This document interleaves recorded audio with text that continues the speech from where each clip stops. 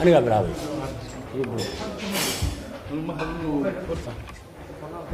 ديار waxaan rabaa halkan inaan ka soo jeediyo aniga iyo saaxiibaday shir halkaan aan ku qaadanay annagoo ka kooban labada gole ee xeer dejinta dalka aqalka sare iyo golaha shacbiga waxaan arrintaas ku saabsanayd wixii dhacay oo ayaamahanba ummadda Soomaaliyeed ay ka bannaan baxday meel kastay joogaan iyo go'aan la yaab leh oo ka soo baxay golaha fulinta saacada ka hor wixii dhacay waad ogtihiin waxaa la dhiibay nin Soomaaliya oo ka tirsan xoogga dalka Soomaaliyeed oo ku gaaray gaashaanle sare mise gaashaanle dhexe oo dalka difaaciisana ka qayb qaatay walaalkiisana ku dhintay isaguna ku dhaawacmay beledgeesana ku qaatay waxaa loo dhiibay dawladda Itoobiya lama tixgelinin muwaadinimadiisii lama tixgelinin xuquuqdiisii bini aadan oo ahayd sida u dhigan muxuu ahaa universal human rights oo muxuu ahaa adduunyadu ay ku heshiisay in qof khatar ku jira oo naftiisu khatar gelayso aan loo dhiibi karin waddan kale lama tixgelin shucuurta shacbiga Soomaaliyeed ayaantan waxaanu raadinaynay cidda dhiibtay nasiib wanaag iyo nasiib darraba golaha dawladda fulintu oo ah golaha wasiirada waqti yar ka hor waxay soo saareen go'aan bay soo saareen go'aankaas oo aanu la yaabnay dadka Soomaaliyeedna la yaabi doonaan markay maqlaan ama dhageystaan ama arkaan go'aankaas wuxuu sheegayaa inay dhiibeen min argagixisaa in urur ninkaasi ka tirsanaa oo la yiraahdo ANLF ay yiraahdeen waa argagixiso meeluu adduunka kaga qoran yahay dalka Itoobiya ma ahanina ma jirto dawladihii argagixisada qori jiray adduunka ugu waaweynaana kama qorra dadka ururkaas ka shaqeeyaana Yurub iyo Mareykan iyo Canada iyo Australia ku kala nool yihiin in badan waxyaalaha la yaab kale oo dhacay weeye waxaanu sugaynay arrinta in la xalliyo waxaanu isbuuca u aamusnayn haddaanu nahay labada gole in arrintaasi aysan salfan qarannimada Soomaaliyeed iyo mabaadi'da qarankan iyo dawladdan u taagan tahay sidaad ogtihiin dawladdu waa dhowr gole golaha ugu muhiimsan waxa weeye golaha xeer dejinta oo ka kooban laba aqal nala lama tashan nala kama tixgelin nalooma sheegin golaha kale oo mas'uuliyaddu sida tooska ah u abaarayso qirtayna waa golaha fulinta ama golaha wasiirada arrintaas aad iyo aad baan uga xunnahay waxaa ku yaala qaraarkooda ama go'aankooda inay cuskadeen xeer ama heshiis lala galay hadda ka hor oo xukuumaddan ka horreysay ay la gashay dawladda Itoobiya oo ku saabsan malaha wax su'aalin waxaa nala fadhiya oo aanu u yeeranay kana mid hawsha xildhibaan Mahad Salaad oo joogay kana mid ahaa dadkii heshiiskaas la sheegayo sida loo saxiixay iyo si u qoran yahay iyo waqtiga joogay oo aanu rabnaa inaan markhaati gelino oo uu ka hadlo arrintaas oo dhinacayga gacantayda midig fadhiya gacantayda bidix waxaa fadhiya xildhibaan Axmed Xaashi oo ka tirsan aqalka sare wakiilna ka ah saaxiibadiis wixii ku raacsan arrinta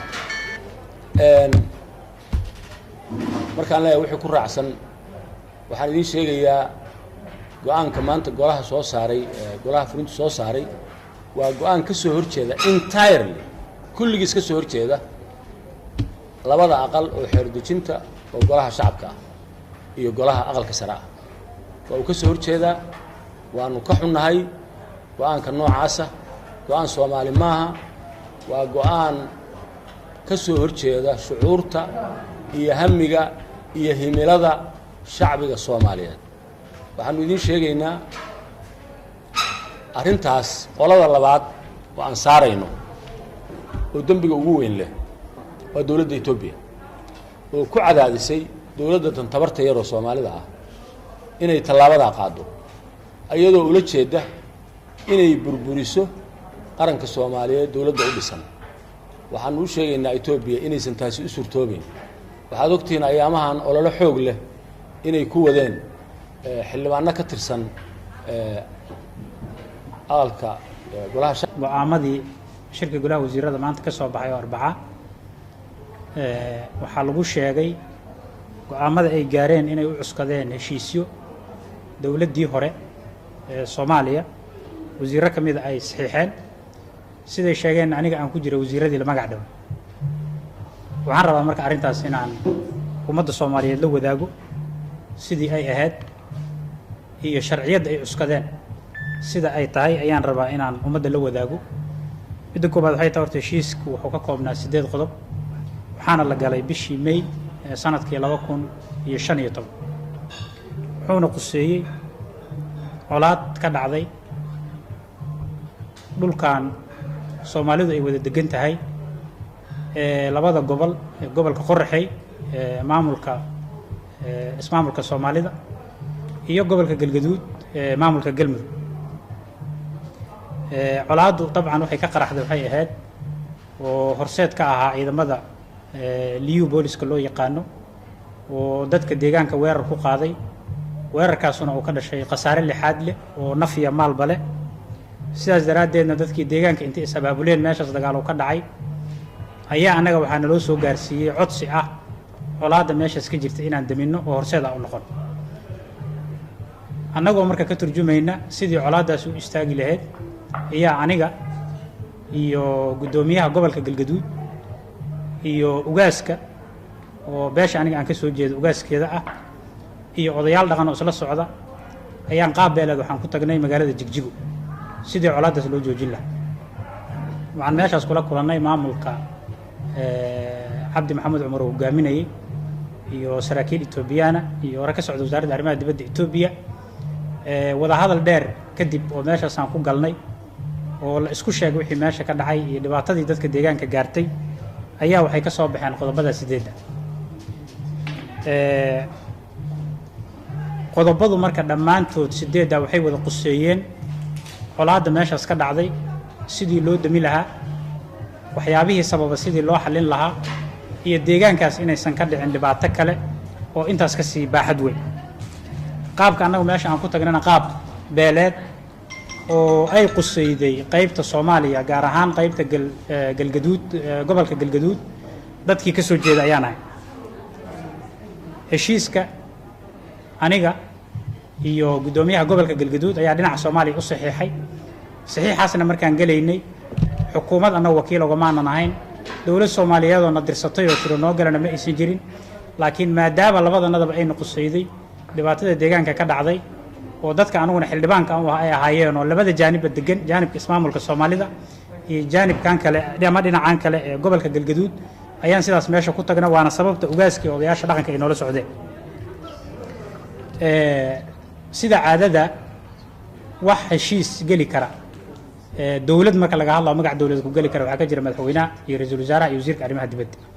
procedure-ka ay martana waxay tahay in golaha wasiirada la keeno baarlamaan ansixiyo kadibna qaabkaas madaxweynuhu inta ku saxiixa sharci uu ku noqdo ma aysan dhicin arrintaas oo heshiiska annaga aan galna maadaama deegaan gooniya iyo beel gooniya ee maamul markaas meeshaas ka jiray ay wax kala dhaxeeyeen ay qusayday sidii colaadda lagu dami lahaa ayaa heshiiskaas ku salaysnaa ee heshiis ay ka ratimayday ma uusan ahayn ama lagu apply gareynayay Soomaaliya Itoobiya wax ka dhaxay lagu dabaqay Soomaaliya Itoobiya wax ka dhaxay sidoo kale heshiiska qodobadiisa kuma aysan jirin isdhaafsi maxaabiis iyo isku celin dad dambiilayaal ama eedeysanayaal shakhsiga hadda loo soo qaato mas'uulka Soomaaliga oo xukuumaddu ay rabto inay heshiiskan ay ka been abuur ay ugu saantirto Cabdikariin Qalbi Dhagax heshiiskan markii la gaaray waxa ka soo wareegtay 2 sano 3 sanana wuxuu ku sugnaa magaalada Muqdisho haddii run la sheegaa waxay 3 sano ninkan uu joogo meeshaan oo heshiiskaas uu jiray in inta loo soo dira la yiraahdo heshiis dowladda Soomaaliya iyo dowladda Itoobiya ka dhaxeeya jiray ee ah lagu dabaqaa la soo qabto sidoo kale sida aad la socotiin dastuurka annaga noo qoran ku meel gaarka qodobkiisa 36 faqradiisa koobaad iyo labaad ee ka hadlaya arrinta isku celinta eedeysanayaasha iyo dambiilayaasha wuxuu ku imaan karaa oo kaliya heshiis dowladda Soomaaliya ay qayb ka tahay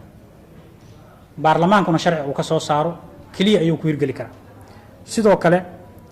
isla qodobka 37 faqradiisa koobaad iyo labaad wuxuu qeexayaa in dastuurka ku meel gaarka shucuubta caalamka kale waxba ma yeelaan ninkaas ma argagixisa ma argagixiso waa xaq u dirir waa dad wax ka maqan oo sharci darro uga maqan doonahaya golaha wasiiradu waxaa nasiib darro ah inuusan maxaan ku idhaahdaa hilmaamay 1884 in Soomaaliya la qaybiyey 1884 wuxuu ka horreeyay inay Soomaaliya mid ahayd 1884 Berlin in lagu qaybiyey malaha haddii historiga mayna qaadan malaha dalal kale badi ku dhasheen ama ku barbaareenba kulka historiga ma hayaan waxa weeye sidii loo qaybiyey bay Soomaaliya ku kala maqan tahay wax kasta hal la sheegayna way iman doontaa inay Soomaaliya midowdo ninkii isqaloocin iyo ninkii u shaqeeyay iyo ninkii meel aadiba Soomaaliya way midoobi doontaa inaan noolaanayna war uma hayno annagu laakiin tii waxa weeye Allah u naxariista ciyaal baa wuxuu yiri maxamed ibraahim ciyaal ra'iisul wasaarihi hore Soomaaliya ahaana madaxweynaha Soomaaliland dambe sidaan inaan nimani u hubo yaan u hubaa Soomaaliya inay isu iman doonto laakiin Soomaaliya inay isu iman doonto laakiin ayaam xoogaan soo kala biyo cabnimo Berlin Wall buu ahaa kii shalay mataqaanaa la jiiray oo la qaybiyey oo la burburiyey wadamo badan oo caalamka ah sidaas oo kale u kala googo'an oo israadinaya kuuriyooyinka kamida hubka nuclearka samaysanaysa kuuriya ciyaar ma samaysanin shacabkeedii bay ku doonaysaa inay ku midayso shacabkeedii bay ku doonaysaa inay ku soo celiso maxaan ku dhahay midnimadiisii nafteeday ku difaacaysaa baarlamaanka haddaan nahay arrinta Soomaaliya sida wiilasha yaryar ugu ciyaarahayaan ma aha way ka weyntahay way ka guda weyn tahay wiil meelaha ka yimid inuu Soomaaliya xambaarto waxeedii oo dhan dusha saarto qaato way ka guda weyn tahay oo intaas oo kun oo Soomaali baa u soo dhimatay halganka Soomaaliya waxaanu rajaynaynay in farsa wax lagu saxo waxaanu rajaynaynaa gobolka in wanaag uu ka yimaado waxaanu rajaynaynaa in gobolka isaga oo raali qof waliba uu yahay uu danihiisa qabsado oo gobolka la isu keenayo rajaynayo geeska Afrika ka hadlaya gobolka geeska Afrika ka hadlaya shacabka Itoobiya coli maaha cadawna ma waa shacab Afrikaan oo geeska Afrika ku nool oo walaalnahay dadka madaxda ah ayaa mar walba qaribahaya mataqaanaa geeska Afrika dagaalkan abuurahaya wixii baana maanta laga shaqeynaya cadaawadii baa naloo soo celinaya mana doonayna in naloo soo celiyo waxaanu leenahay dowladda Itoobiya dowladda daciifka ah ee Soomaaliya ha ka faa'iideysanina inaad dowladda daciifka ka faa'iideysataan ciidamadiinu aad dhahdaan Soomaaliya nabadeedii baan wax ka qabanaynaa ma idin suuroobaysa waa la idin arkaa caalamkuna wuu idin arkaa shacabka Soomaaliyana wuu idin arkaa daciifnimada nalaad ka faa'iideysanaysaan taasu taariikhuday keeni doontaa waxaan leeyahay shacabka Itoobiya xukuumaddiisa baarlamaanka Itoobiya xukuumaddiisu waxa sida ay u wadaan Soomaaliya ay ka dabacsan waxa ka bedelaan ha ku soo noqdaan tubta wanaagsan oo in la wada noolaado ha ku soo noqdaan in mataqaanaa ay jirto midnimo maxaan ku leeyahay geeska Afrika inay jirto hal raadiyo yaan la isu dhuundhuumanin